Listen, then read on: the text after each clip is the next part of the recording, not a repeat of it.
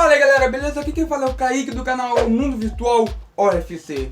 Eu tô aqui para inaugurar um novo quadro no canal, o Mundo Anime. Nesse quadro eu vou comentar alguns animes da semana. E no vídeo de hoje eu vou comentar primeiro sobre Boruto, depois One Piece e depois Dragon Quest. Vai aparecer aqui na tela o minuto do vídeo que você pode pular para assistir os outros. Se você quer assistir só One Piece, pula nesse tempo aqui que vai estar aparecendo na tela. Se você quer ver Dragon Quest, pula para esse tempo que está aparecendo aqui na tela também, beleza? O meu objetivo é fazer uma análise o mais direto possível, então eu dividi ela em tópicos. Eu espero que vocês gostem desse novo formato do vídeo, eu espero que vocês gostem desse novo quadro e comentem outros animes que vocês queiram que entrem. Tá para estrear aí Shingeki no Kyojin, a 4ª temporada, eu também tô para trazer nesse quadro, beleza? Então sem mais delongas, bora pro vídeo.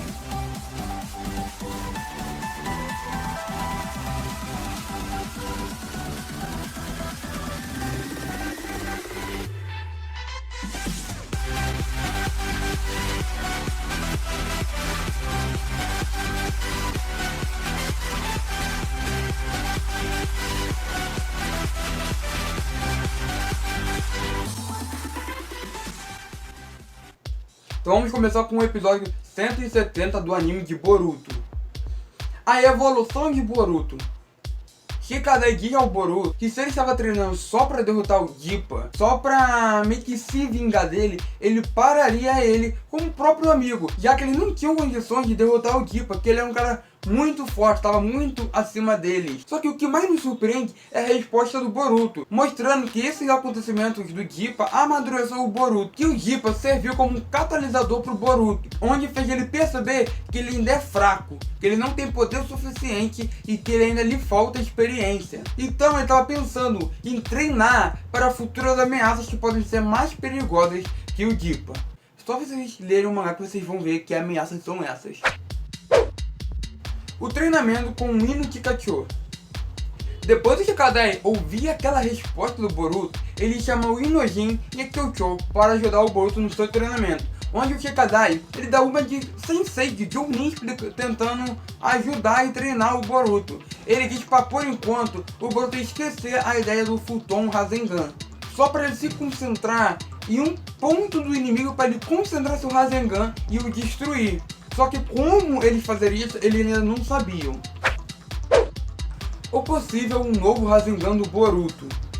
Como o próprio título do episódio fala, já tem um indício que o Boruto agora vai ter um novo Rasengan. Só que eu acho que não é literalmente um novo Rasengan como ele teve recentemente com o Futon Rasengan, e sim um aperfeiçoamento da forma de executar o seu Rasengan. Nesse treinamento, o Boruto ele faz seu Rasengan invisível e lança em direção a algumas placas de madeira. E o Rasengan dele consegue atravessar entre 6 a 7 tábuas, reforçando que o Rasengan dele não era tão destrutivo, tão poderoso como ele tem mostrado recentemente. Também temos o Kyocho lançando vários discos no ar, e o Boruto faz seus cones e cada um tenta acertar um Rasengan no disco. E alguns já conseguem acertar no meio e tal, mas alguns erram ainda. Então o Boruto tenta acrescentar mais chakra no seu Rasengan.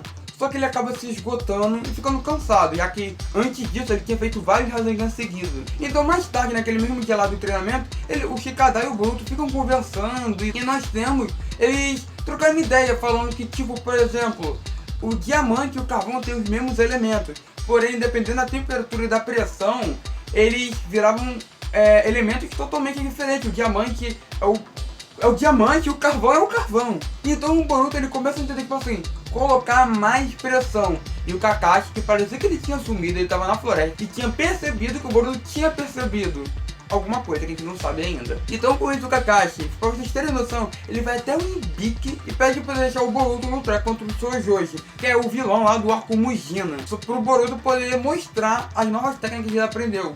Cara, o Kakashi pegou um criminoso que deu um mau trabalho pro Boruto. Gente, o Kakashi é perfeito. Ai, ai. Então esse novo Rasengan, eu acredito que vai ser um Rasengan mais concentrado. Então esse novo Rasengan do Boruto, eu acredito que não seja uma nova forma em si do Rasengan, e sim uma forma mais concentrada, mais forte do Rasengan. Tipo, ele ia deixar o seu Rasengan comum, o seu Rasengan com raio e o do vento mais forte, com mais pressão, mais concentrado. Já que no arco do AO, que vai ser provavelmente os próximos arcos do anime, a gente consegue ver o Boruto lançando um Rasengan de tamanho normal, com estilo raio, ficando invisível. Então tipo assim, aquele Rasengan pequenininho do Boruto com o estilo raio, ele vai conseguir aumentar. Então será que ele conseguiu aumentar agora, nesse momento do anime? Não sabemos, vamos descobrir no próximo episódio. A família Uchiha.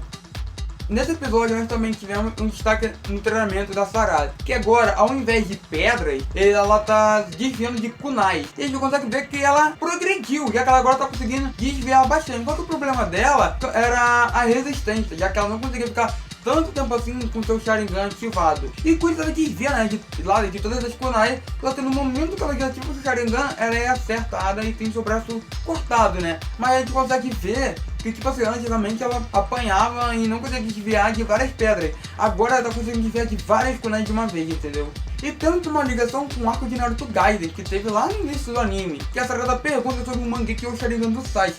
E a gente fica e reforça aquele negócio que a Sarada não tem conhecimento sobre o próprio clã, já que os livros ocultavam tudo que tinha acontecido no passado, como despertava o Mangekyo ou o massacre do clã Uchiha. Tá tudo ocultado, não é coisa parte de domínio público na Vila da Folha. Então a Sarada, ela pergunta se um dia o Sasuke achava que ela ia conseguir chegar no nível do Sasuke, do Mangekyo Sharingan.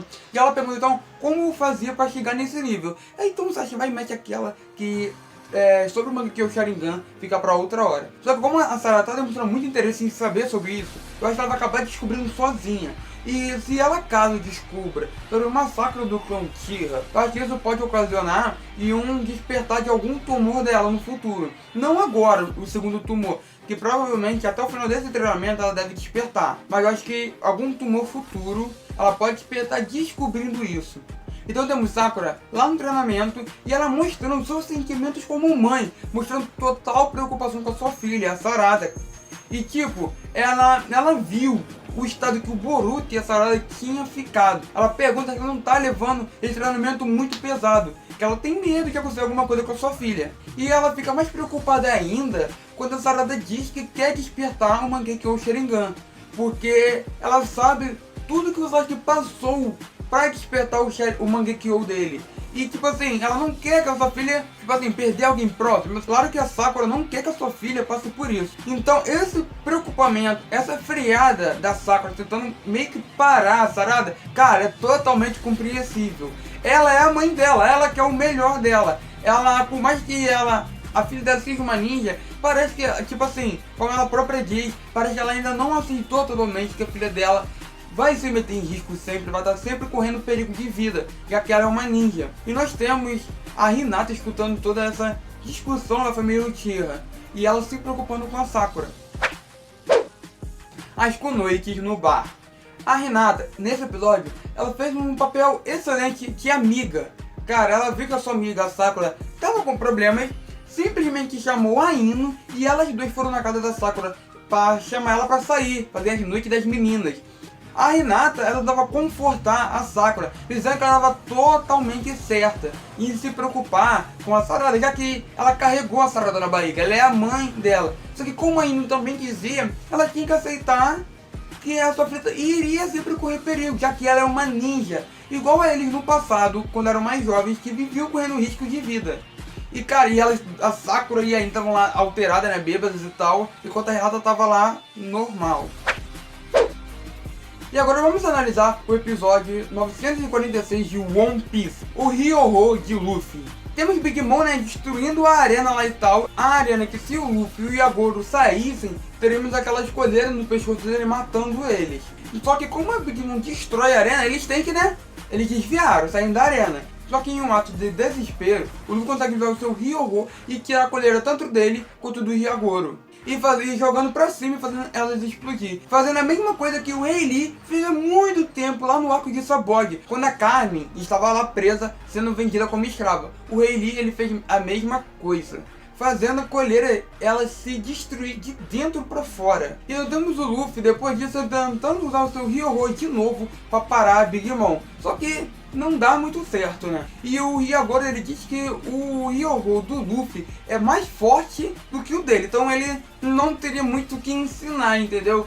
Então ele estava disposto a se sacrificar pro Luffy em um momento de desespero, em um momento de crise, usar o seu Ryo de novo. Então ele ficava parado, só deixando o Luffy defender ele, entendeu? Caso acontecesse alguma coisa com o Hyagoro, o Luffy ficaria com raiva e entraria em crise e conseguiria usar o seu Ryo. Provavelmente o Luffy, ele vai dominar essa técnica, né, mais pra frente, assim, ele vai começar a usar conscientemente, e deve ser o ataque novo principal dele, né, que ele deve usar em uma futura luta contra o Kaido. Comentem aí embaixo o que vocês acham que o Luffy pode fazer de marcante assim com o Ryo. Comentem aí. Diferenças entre o Haki e o Ryo. O Hyagoro, ele explica que a principal diferença é que, tipo assim, um Haki em si, ele é mais força bruta. Tanto é que você socar uma pedra, por exemplo, com um Haki, a pedra vai ser destruída, né? Você vai destruir a pedra, desmontar ela. Se você usar o Ryo e bater numa pedra, ela vai ser explodida, ela vai ser destruída de dentro para fora, sendo mais poderoso assim do que o Haki comum, o Haki do armamento. O sacrifício de Hyagoro. Com um soco lá que a Big Mom deu, né, o Luffy e o Hyagoro ficaram encravados lá na parede e tal. E nisso, o Hyagoro, ele se dá como morto. E o Luffy começa a ficar preocupado com ele. Só que assim que a Big Mom vai acertar de novo, ele se levanta, né, e corre pra cada um para um lado. Eu achei engraçado essa cena. Só que depois, vendo melhor, eu acho que o Hyagoro, ele se fingiu, assim, de morto, pro Luffy poder ficar com aquele negócio, né, e conseguir usar o Ryo. Não deu certo, mas eu acho que foi isso que passou na cabeça dele, entendeu? Big Mom recupera suas memórias. Desde que a Big Mom tinha chegado em um ano, ela havia perdido a sua memória. Só que agora em Udon, depois dela correr atrás do Luffy e tal, o Queen, ele monta uma armadilha para poder pegar a Big Mom, né? Ele deixa uma panela de feijão doce lá parada, uma panela vazia, só que ela não sabia. Então ela é atraída pela panela. Então ele se transforma lá no seu modo dinossauro lá grandão e vai direto na cabeça da Big Mom. Só que com isso, ao invés de deixar a Big Mom inconsciente, fez com que ela recuperasse as suas memórias.